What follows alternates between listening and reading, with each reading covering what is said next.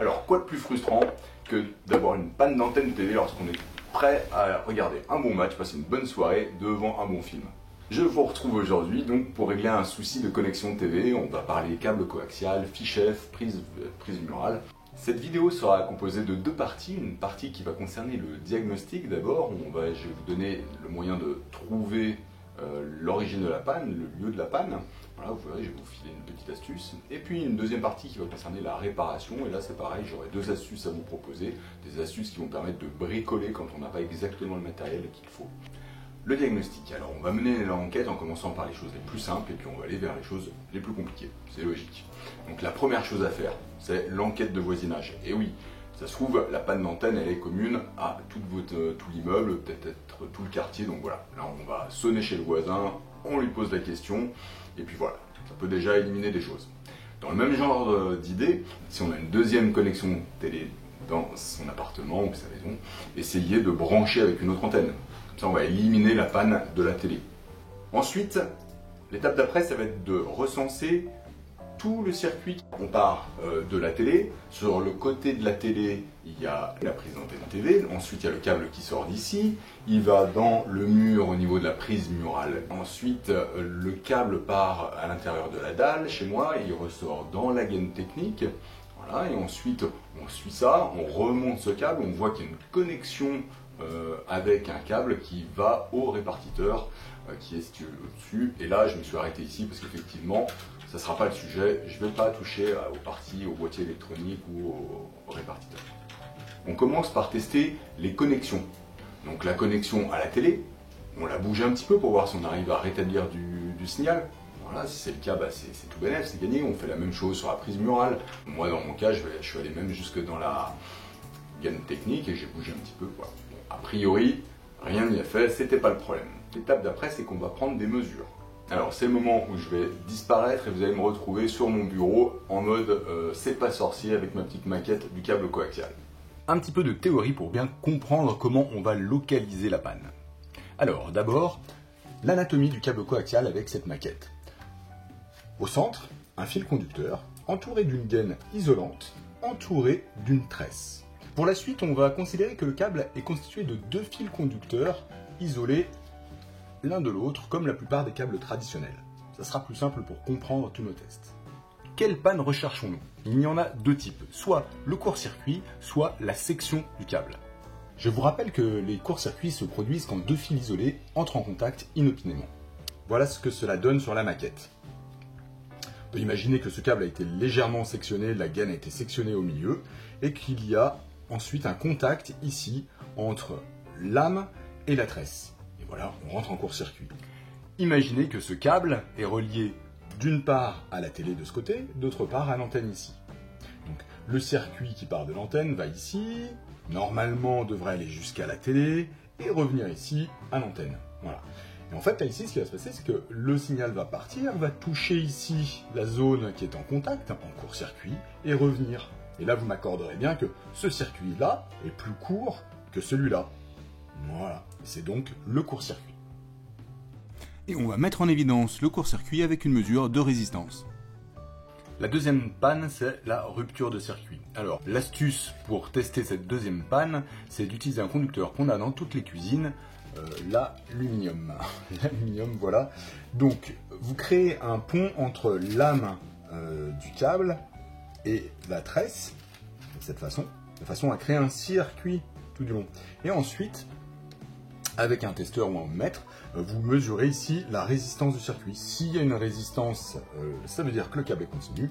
S'il n'y en a pas, ça veut dire qu'il est discontinu, il est coupé, il est sectionné. Alors maintenant, on passe à la pratique avec le câble qui relie ma télé à la prise murale.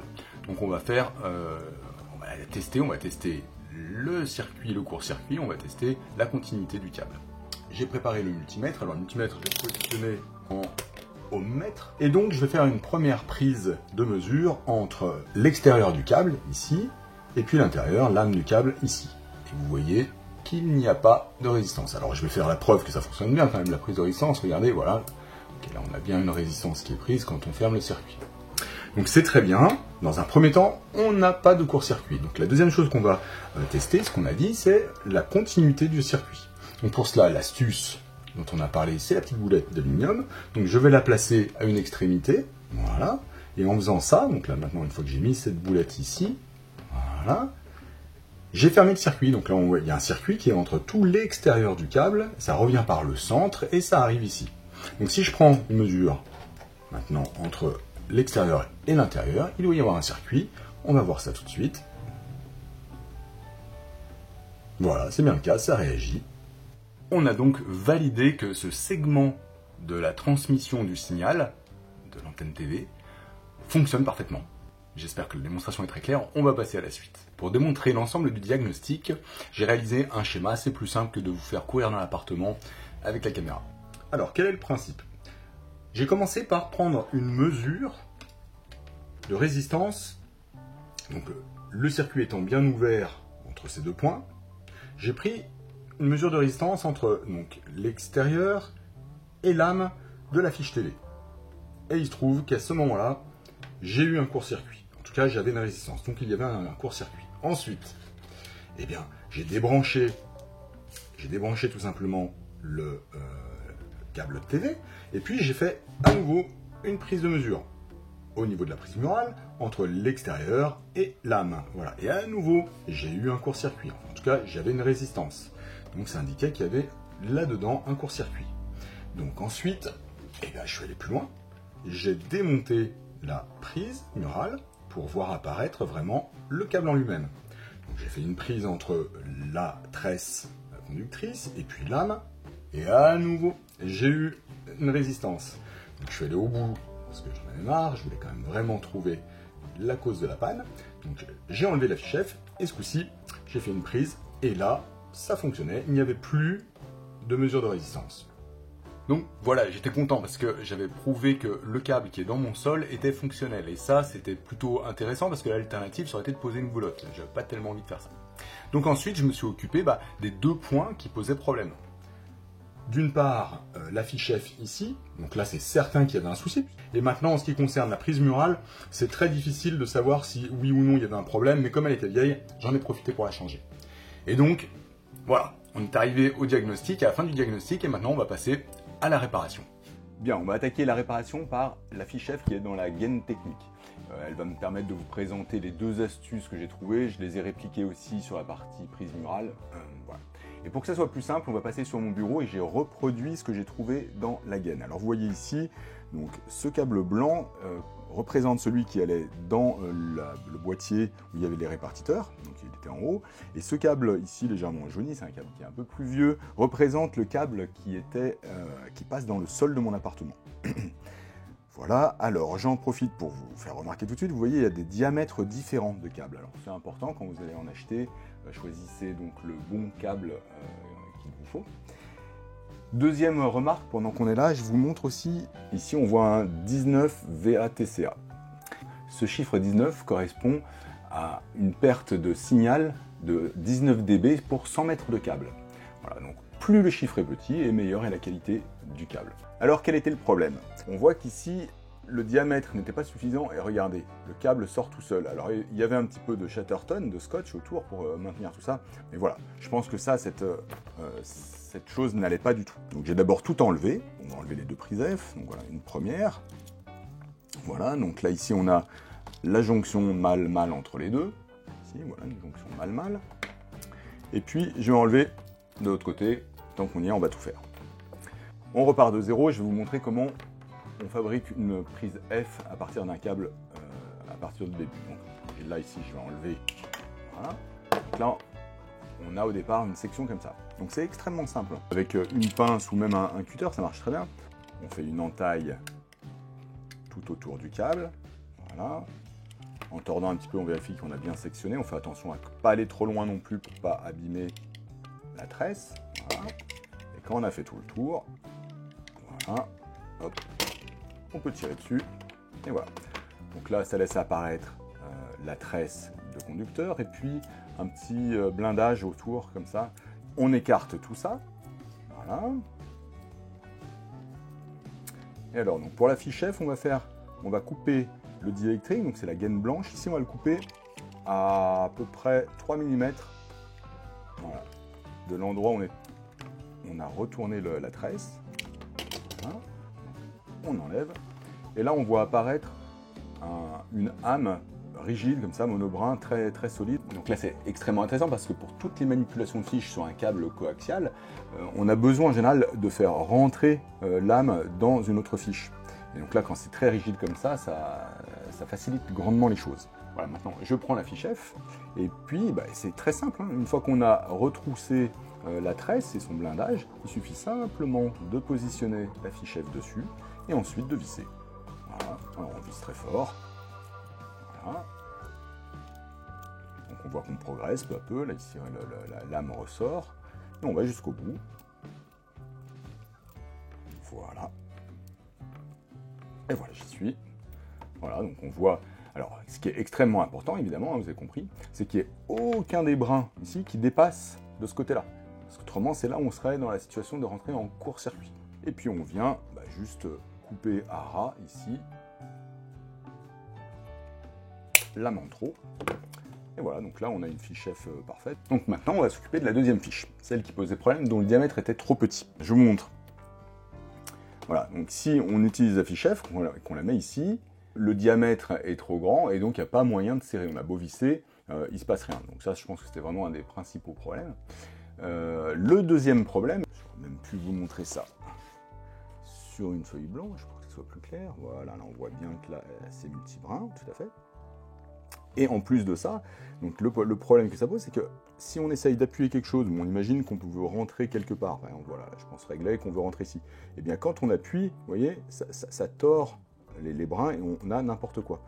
On n'arrive pas à rentrer de façon très propre ces multibrins à l'intérieur d'un emplacement prévu pour l'âme. Alors, quelle est l'astuce concernant l'âme du câble qui est trop molle? J'ai coupé à la limite le diélectrique et l'âme, donc à peu près à 3 mm, puisque je sais que je vais faire une fiche F après. Voilà, donc je le coupe ici. Ouais. Je prends une aiguille, je vais la tenir fermement avec une pince, et je vais la planter en plein cœur du câble, donc au niveau de l'âme.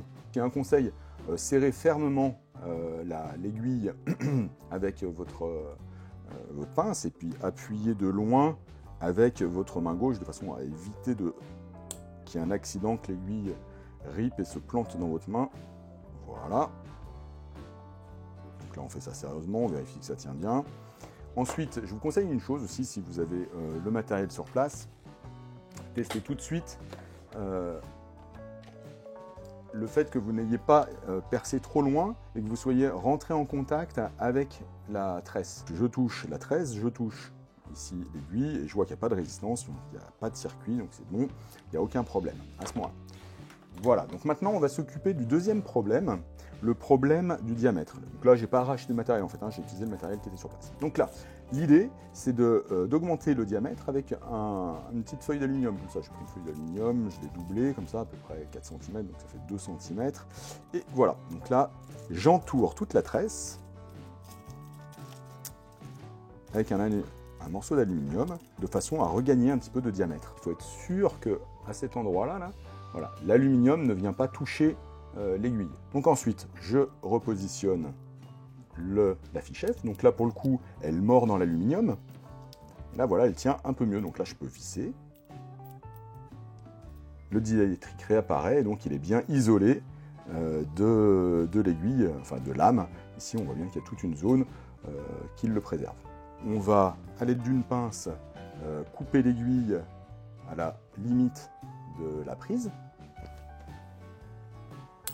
Voilà. Il y a un trou ici du côté mâle, donc c'est là où justement la rigidité est importante. Donc on va replacer l'aiguille dedans, on va enfoncer ça très correctement. Ensuite, on va visser la petite bague qui est là.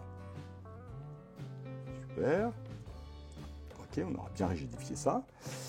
Et puis on fait la même chose de l'autre côté. Voilà. D'appuyer fermement et de revisser. Voilà. Donc là maintenant, je suis venu finaliser ça en solidarisant le câble avec la fiche F, notamment. Bon, ici, j'ai pas de crainte, hein, ça va tenir, ça c'est sûr, mais c'est surtout pour la partie ici où je voulais vraiment que ça tienne correctement.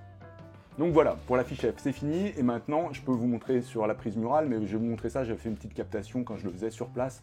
C'était pas facile, et je vous montre ça tout de suite. À la sortie du mur, un tout petit bout du même câble qu'on trouvait dans la gaine technique, avec le même problème, donc une âme multibrin, souple, qu'on ne peut pas travailler, on ne peut pas la rentrer dans la prise murale à cet endroit, entre ces deux plaques métalliques, ces deux petites fiches métalliques. Donc c'est là que j'ai inventé cette technique pour rigidifier, le fait d'insérer une aiguille, voilà, qui va servir d'âme rigide. On la coupe effectivement à la bonne longueur. Et puis ensuite, j'ai eu besoin aussi de la technique de l'aluminium pour augmenter le diamètre. On va voir que le câble est maintenu par un système d'écrasement. Voilà. Donc quand on le met dans la prise murale, il suffit de faire la connexion. Maintenant c'est assez simple. Voilà, avec l'aiguille qui est bien rigide. Et puis voilà, on rabat le clapet et là par écrasement, le câble va être maintenu dans la prise. Donc ensuite, il ne reste plus qu'à visser très fermement. Voilà, donc là j'étais dans des conditions assez difficiles pour le faire, mais on y arrive quand même. Et puis ensuite, replacer la prise dans son emplacement. Et voilà, l'opération est terminée, on peut profiter du match.